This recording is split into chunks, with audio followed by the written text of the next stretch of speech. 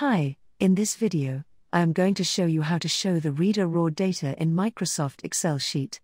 For this, you can see this is the final report of 41 students, and I wanted to freeze the first row. Then it will be free right here if I scroll, and this row will be frozen. For this, first, we want to go to the View tab. For this, go to the View tab, and this is the View tab. After clicking, a lot of options will appear right here. In these options, we will go to the Freeze Panes options. Click on that arrow. After clicking, 3 options will appear.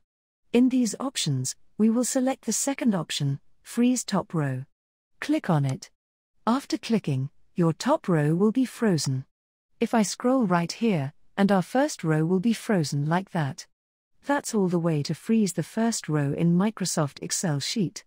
If you want to see more videos related to Excel and any topic, you can comment below the video. For seeing more knowledgeable videos like that, subscribe to our channel, and don't forget to like this video.